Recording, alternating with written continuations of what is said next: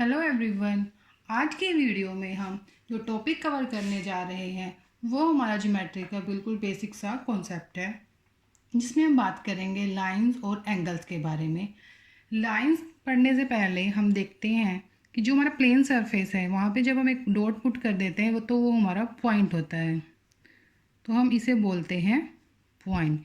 तो जब इसी तरह के दो पॉइंट्स को हम ज्वाइन करते हैं तो हमें एक लाइन मिलती है, लाइन। लेकिन जो लाइन होती है इसके जो एंड पॉइंट्स हैं वो फिक्स नहीं होते, यानी उनकी जो लेंथ है, जो लाइन हमें गिवन है उसकी लेंथ फिक्स नहीं होती। उसे हम दोनों तरफ की जितना चाहे उतना एक्सटेंड कर सकते हैं। लेकिन जब हम इसी लाइन के में कोई दो पॉइंट ले लेते हैं यहाँ पे, यानी इसके जब हम एंड फिक्स्ड कर देते हैं तो हमें मिलता है एक लाइन सेगमेंट, जिसकी लेंथ फिक्स होती है और जिसके दोनों एंड पॉइंट फिक्स होते हैं। यानी जो लाइन है उसके जो एंड पॉइंट्स है वो फिक्स नहीं है और जो लाइन सेगमेंट है उसके दोनों एंड पॉइंट फिक्स हैं। ऐसी एक आती है हमारे पास रेज। रेज यानी जिसका एक पॉइंट फिक्स हो, यानी एक एंड फिक्स हो और दूसरे एंड को हम जितना चाहे उतना एक्सटेंड कर सकते हैं। तो यहाँ पे हमें तीन चीज़ें देखी, एक लाइन सेगमेंट और एक रेज। तो ऐसे ही जब दो लाइंस या दो रेज या दो लाइन सेगमेंट किसी पॉइंट पर मिलते हैं तो एक एंगल फॉर्म होता है। ये होता है हमारा एंगल। अब अगर हम इस पॉइंट को नाम दें ए, इसको बी और इसको सी बोल दें, तो जब हम एंगल को शो करते हैं या एंगल को डिनोट करते हैं या जब हम एंगल लिखते हैं तो हम लिखेंगे एंगल ए बी सी। यानी ए बी सी यानी जो पॉइंट मिड में है वो एंगल को शो कर रहा है। इस एंगल को वही शो करेगा जो यहाँ पे पॉइंट होगा। अगर जैसे हमारे पास दूसरा एंगल है, जैसे अगर हमारे पास इस तरह का कोई एंगल है, यहाँ पे हमने लिख दिया सी डी ई। अब यहाँ पे ये दो लाइंस या दो रेज डी पॉइंट पर मिल रही हैं तो यहाँ पे एंगल बनेगा और इस एंगल को लिखने के हम लिखेंगे angle C D E. C D E यानी जिस पॉइंट पर एंगल बन रहा है उसे हम बीच में लिखते हैं और बाकी को हम इसको इस तरह भी लिख सकते हैं एंगल ई डी सी। इस तरफ से भी लिख सकते हैं, इस तरफ से भी लिख सकते हैं, लेकिन जहाँ पे एंगल बन रहा है उस पॉइंट को हम बीच में लिखेंगे। तो ये था हमारा एंगल क्या होता है। अब अगर हमें लाइंस गिवन है, जैसे अगर हमारे पास टू लाइंस हैं, ये हमारे पास टू लाइंस हैं, इनके बीच का जो डिस्टेंस है वो हमेशा इक्वल है। यानी हम इनको कितना भी एक्सटेंड कर दें इनके बीच का जो डिस्टेंस है वो चेंज नहीं होगा, यानी ये लाइन कहीं पर भी नहीं मिलेंगी। तो ये होती है हमारी पैरेलल लाइंस।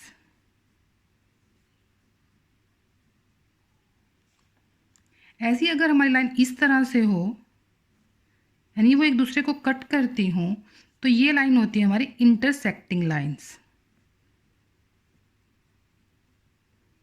Intersecting lines. और जो ये पॉइंट है ये इनका इंटरसेक्ट पॉइंट होगा। ऐसी अगर हमारे पास दो स्ट्रेट लाइन हो,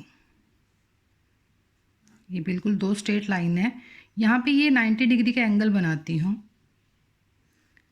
तो ये होती है हमारी परपेंडिकुलर लाइंस। Perpendicular lines. तो इधर बेसिक सा कि पॉइंट क्या होता है, लाइन क्या होती है, लाइन सेगमेंट क्या होता है, रेज क्या होता है और लाइन किस किस तरह की होती है, parallel lines, intersecting line, perpendicular lines. और ये तो एंगल की एंगल कैसे फॉर्म होते हैं, उसको कैसे डिनोट किया जाता है, अब इसके बारे में डिटेल से देखते हैं। देखिए, जब हमने परपेंडिकुलर लाइंस की बात की तो हमने बात की कि इस तरह से कोई दो लाइंस हैं जो एक दूसरे को 90 डिग्री के एंगल पे कट करते हैं। तो 90 डिग्री का एंगल क्या है, जब दो लाइन इस तरह से स्ट्रेट एक दूसरे को कट करती है तो यहाँ पे जो एंगल फॉर्म होता है वो हमारा 90 डिग्री का होता है। जो हमारा एंगल है उसकी वैल्यू 90 है और जो हमारे एंगल्स होते हैं उसके लिए हम डिग्री का यूज़ करते हैं। अब ये हमारा 90 डिग्री का एंगल है, इसी तरह ये भी 90 का है। तो जब हम इसके पूरे एंगल की बात करेंगे यहाँ से लेके यहाँ तक, तो ये होता है हमारा 180 डिग्री का एंगल। और जो हमारा 90 डिग्री का एंगल है उसे हम बोलते हैं राइट एंगल।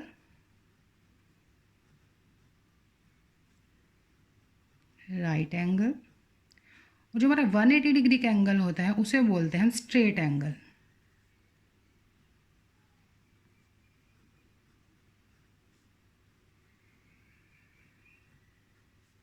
और जब हम इसको पूरे को यहाँ यहाँ से स्टार्ट करके यहाँ से यहाँ तक आते हैं तो ये हमारे एक रेवोल्यूशन कंप्लीट हो जाता है और इसे बोलते हैं कंप्लीट एंगल। उसकी वैल्यू होती है हमारी 360 डिग्री, यानी कंप्लीट एंगल।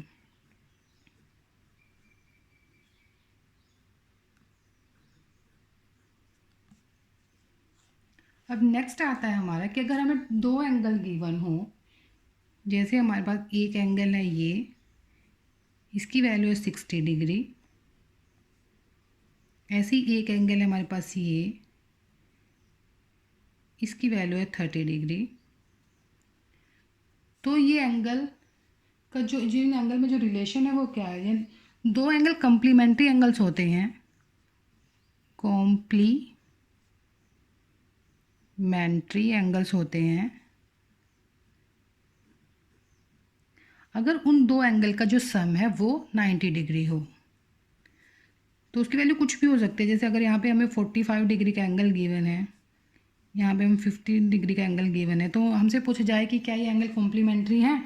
तो अगर इनका जो सम है वो 90 डिग्री होगा तो ये कॉम्प्लीमेंट्री होंगे, अगर नहीं होगा तो नहीं होंगे। नेक्स्ट आता है हमारा सप्लीमेंट्री एंगल्स। सप्लीमेंट्री एंगल, इसमें क्या होता है हमारा जो हमारे एंगल गिवन है, जैसे अगर हमें एंगल इस तरह के गिवन है, ये हमारा 120 डिग्री है, ये हमारा 60 डिग्री है, तो अगर इनका सम 180 डिग्री है तो ये एंगल सप्लीमेंट्री एंगल्स हैं। यानी अगर जो हमें एंगल्स गिवन है दो, जो तो उनका सम अगर 180 डिग्री होगा तो जो एंगल है वो सप्लीमेंट्री एंगल्स होंगे। नेक्स्ट आता है हमारा एडजेसेंट एंगल्स।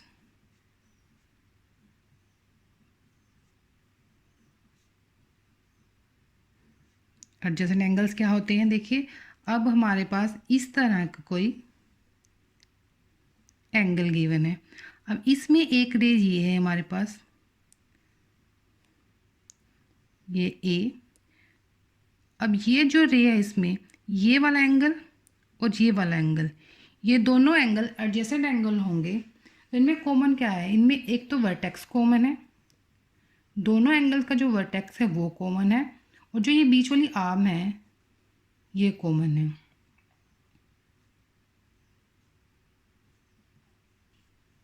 वर्टेक्स कॉमन होगा और एक आर्म कॉमन होगी, तो जो वो एंगल बनेगा वो एंगल होता है हमारा एडजेसेंट एंगल्स।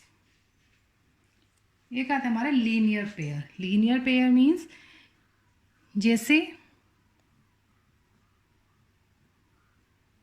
लीनियर पेयर, जैसे अगर हमारे पास एक स्ट्रेट लाइन है और इस पे हम कोई भी रे ड्रॉ कर देते हैं। अब जो ये एंगल है और जो ये एंगल है, ये दोनों एंगल लीनियर पेयर है। यानी एक स्ट्रेट लाइन पे जब हम कोई एंगल बना रही हैं तो अगर उन दोनों एंगल का जो सम है वो 180 डिग्री होगा तो वो लीनियर पेयर होंगे। अगर वो सप्लीमेंट्री एंगल भी होंगे और वो लीनियर पेयर भी होंगे। ये था हमारा कि एंगल क्या होते हैं और किस किस तरह के होते हैं। अब हम देखते हैं कि जब हमें ट्रांसवर्सल गिवन हो तो उसकी हेल्प से किस तरह के एंगल्स बनते।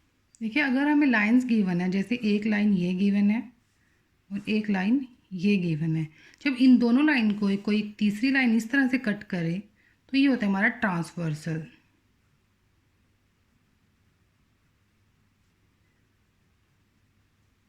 और जो ये ट्रांसवर्सल है इसकी हेल्प से जो एंगल बनते हैं उनके बीच में, उन एंगल्स को क्या बोलते हैं, उनके बीच में क्या क्या कनेक्शन होता है वो हम देखेंगे। देखिए जो ये यहाँ पे एंगल बने, एक एंगल ये बना 1, इनको हम डिनोट कर देते हैं 2, 3, 4, 5, 6, 7, 8। तो इस ट्रांसवर्सल की हेल्प से हमें यहाँ पे 8 एंगल्स मिले। अब इन एंगल्स को हम कैसे क्या बोलते हैं, यानी इनको क्या नाम देंगे। देखो ये एंगल है, ये 1, 2 और 7, 8। ये इस ट्रांसवर्सल के बीच में जो इन दो लाइनों के बीच में जो स्पेस है उससे बाहर है, तो हम इन्हें बोलते हैं एक्सटीरियर एंगल्स। ये कौन कौन से हैं? 1, 2, angle 1, angle 2, angle 7 and angle 8। और जो अंदर वाले एंगल है वो हमारे interior angle.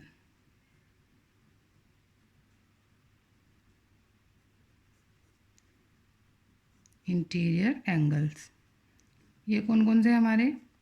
Angle 3, angle 4, angle 5 and angle 6। Next आते हैं हमारे कोरस्पोंडिंग एंगल्स। कोरस्पोंडिंग एंगल कौन से हैं? कोरस्पोंडिंग एंगल्स, कोरस्पोंडिंग एंगल कौन से होते हैं? है कि 1 और 5, यानी जो हमारी लाइंस हैं उनको जो लाइन कट कर रही है उनके सेम साइड में, जैसे ये इसको यहाँ पे कट करिए तो इस साइड जो एंगल है ये कट करिए तो इस साइड जो एंगल है, यानी उस लाइन के ऊपर, जैसे इस लाइन को इस लाइन ने कट किया तो इसके ऊपर इस साइड सेम साइड जो एंगल है वो कोरस्पोंडिंग एंगल्स होते हैं। जैसे अब ये लाइन को इस लाइन ने कट किया, इस लाइन को इस लाइन ने कट किया, तो इस लाइन के ऊपर ही और इसी साइड में ही जो एंगल है वो कोरस्पोंडिंग एंगल्स है। जैसे एंगल 1 और एंगल 5 कोरस्पोंडिंग एंगल्स हैं।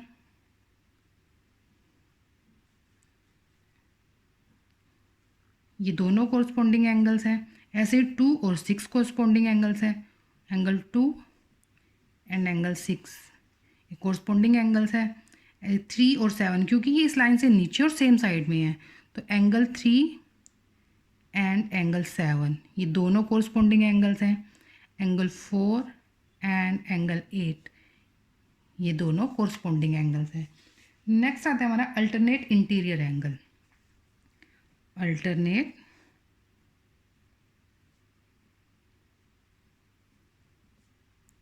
Interior angles.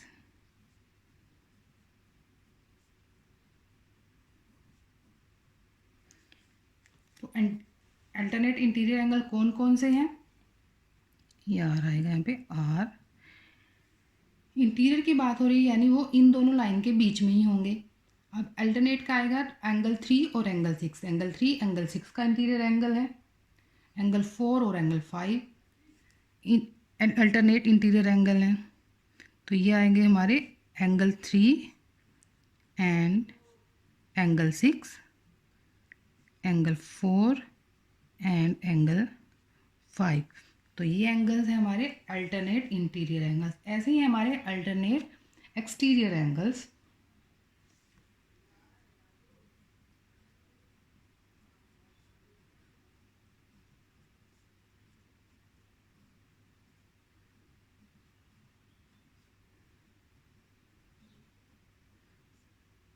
ये कौन कौन से एंगल हमारे देखें, यहाँ पे हम एक्सटीरियर की बात कर रहे हैं, यानी एंगल 1 और एंगल 8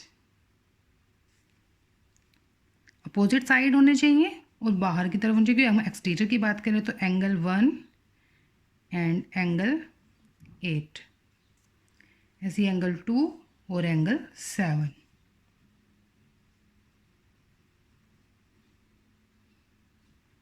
ये एक्सटीरियर की बात हो रही है इसलिए हम जो लाइन से बाहर है उन एंगल की बात कर रहे हैं और अपोजिट होने चाहिए। ये इस साइड में है तो ये इस साइड में होगा, ये साइड में है तो ये साइड में होगा, तो ये एंगल अल्टरनेट एक्सटीरियर एंगल होंगे। और इंटीरियर की बात कर रहे हैं तो वो इसके अंदर ही होंगे और अपोजिट साइड में होंगे, तो एंगल 3 और एंगल 6, एंगल 4 और एंगल 5। और कोरस्पोंडिंग एंगल्स में क्या था कि सेम साइड में सेम, मतलब जैसे अगर इस लाइन पर इस लाइन ने इस कट किया है तो इस लाइन के ऊपर ये भी इस लाइन के ऊपर ही है और सेम साइड में है इधर इधर, तो ये थे हमारे कोरस्पोंडिंग एंगल। जैसे 2 और 6 था, 3 और 7 थे, नीचे थे और सेम साइड में, ये भी नीचे है, ये भी नीचे और सेम साइड में है। तो ये थे हमारे कोरस्पॉन्डिंग एंगल्स। तो ये थे हमारे exterior angles, interior angles, corresponding angles, alternate interior angles and alternate exterior angles. Next आते हैं हमारे interior on the same side of transversal. जैसे ये हमारा इंटीरियर एंगल है और सेम साइड ऑफ ट्रांसवर्सल, यानी एंगल 3 और एंगल 5, एंगल 4 एंड एंगल 6। तो ये हमारे इंटीरियर एंगल जो सेम साइड में है ट्रांसवर्सल के। अब अगर ये था हमारा कि जब हमारी ये लाइन पैरेलल नहीं थी, लेकिन अगर ये लाइन पैरेलल हो और जो ट्रांसवर्सल है वो उसको कन्वर्ट करे, तो जो ये में एंगल गिवन है तो इनके बीच में क्या कनेक्शन होगा। देखिए यहाँ पे हमारे पास दो लाइंस हैं जो पैरेलल हैं और जो ये ट्रांसवर्सल है वो इसको कट कर रहा है। तो यहाँ पे हमें एंगल मिलेगा angle 1, angle 2, angle 3, angle 4, angle 5, angle 6, angle 7 and angle 8। तो अगर लाइन पैरेलल हो और इस तरह के एंगल बने तो उनमें क्या कॉमन होता है कि जो ये होता है each pair of corresponding angles are equal. अब देखते हैं हम each pair of corresponding angles are equal means जो हमारे कोरस्पॉन्डिंग एंगल्स थे, जैसे कोरस्पॉन्डिंग एंगल्स था हमारा 1 और 5, ये इक्वल होंगे, यानी जो एंगल 1 है वो मेज़रमेंट में एंगल 5 के इक्वल होगा, 2 6 के इक्वल होगा, angle 2 is equal to angle 6, angle 3 is equal to angle 7 and angle 4 is equal to angle 8। यानी जो हमारे कोरस्पॉन्डिंग एंगल्स हैं वो जो पेयर में थे वो अब मेज़रमेंट में इक्वल होंगे, यानी एंगल 1 और एंगल 5 कोरस्पॉन्डिंग एंगल थे तो इन दोनों की जो मेज़रमेंट है, इन दोनों की जो वैल्यू है वो सेम होगी। ऐसे ही जो ये एंगल है 2 और 6 ये कोरस्पॉन्डिंग एंगल थे, ये सेम होंगे। 3 और 7 ये सेम होगा, 4 मतलब इनकी वैल्यू सेम होगी। 4 और 8 ये सेम होगा। तो यही जो हमारे रिलेशन है इन एंगल्स का, ये हमारे बाद में क्वेश्चन को सोल्व करने में या ट्रायंगल वगैरह में जब हम इनकी हेल्प लेंगे एंगल की, वहाँ पे हमारी हेल्प करेंगे। नेक्स्ट हमारा आता है कि जो हमारे अल्टरनेट इंटीरियर एंगल्स हैं, अल्टरनेट इंटीरियर एंगल्स यानी एंगल 3 और एंगल 6, एंगल 4 और एंगल 5 ये भी सेम होंगे, इनकी वैल्यू सेम होगी, इक्वल होगी। अल्टरनेट इंटीरियर एंगल्स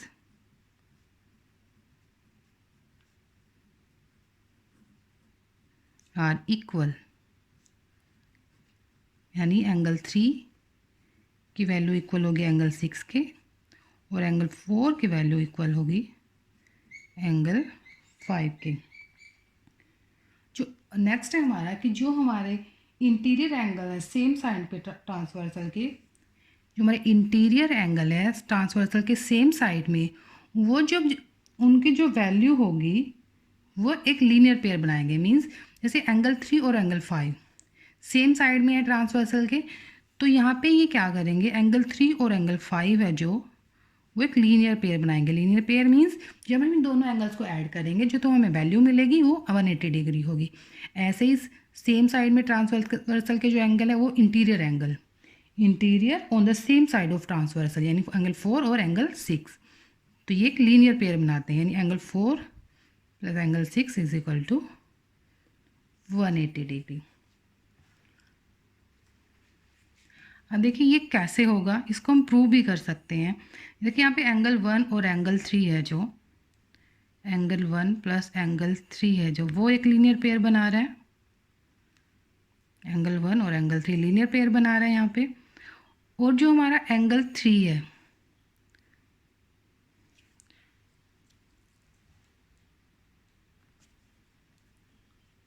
और जो हमारा यहाँ पे एंगल 3 है, एंगल 1 और एंगल 3 हमारा लीनियर पेयर बना रहे हैं यहाँ से। अब जो हमारा एंगल 1 है और एंगल 5 है कोरस्पॉन्डिंग एंगल्स हैं, और हमने अभी देखा कि जब लाइन पैरेलल्स हो तो कोरस्पॉन्डिंग जो एंगल्स होते हैं, जो कोरस्पॉन्डिंग जो एंगल होते हैं वो उनकी वैल्यू सेम होती है। तो यानी यहाँ पे जब हमने लिखा एंगल 1 और एंगल 3, तो यहाँ पे हम लिख सकते हैं एंगल, यानी एंगल 5 की जगह हम एंगल 1 भी लिख सकते हैं क्योंकि इन दोनों की वैल्यू सेम है। तो ये भी होगा 180 डिग्री। यानी यहाँ से हमने इसको प्रूव कर दिया, क्योंकि 1 और 3 है जो यहाँ पे ये लीनियर पेयर बना रहे हैं, और जो एंगल 1 की वैल्यू है वो सेम है एंगल 5 की वैल्यू है, तो हम एंगल 1 की जगह एंगल 5 भी लिख सकते हैं। और ये हमारा प्रूव हो गया कि ये दोनों भी लीनियर पेयर बनाते हैं। इसी तरह हम इसको भी प्रूव कर सकते हैं कि एंगल 4 और एंगल 6 गिवन है, यानी एंगल 2 और एंगल जो 4 है, एंगल 2 प्लस एंगल 4 वो लीनियर पेयर बना रहे हैं, क्योंकि ये जो लाइन है एक स्ट्रेट लाइन है। अब क्योंकि एंगल 2 एंगल 6 के इक्वल है, क्योंकि ये कोरस्पॉन्डिंग एंगल्स हैं, तो हम एंगल 2 की जगह एंगल 6 भी लिख सकते हैं। तो एंगल 6 और एंगल 4 180 डिग्री। यानी यहाँ पे हमने जो लिखा कि जो सेम साइड में होते हैं जो वो लीनियर पेयर बनाते हैं, उसको हम इस तरह से प्रूव भी कर सकते हैं। तो एंगल्स क्या होते हैं और कौन कौन से होते हैं और इनके हेल्प से हम कैसे अपने क्वेश्चन को सोल्व करेंगे, वो हमने आज की वीडियो में देखा। तो आज के लिए इतना ही। Thank you.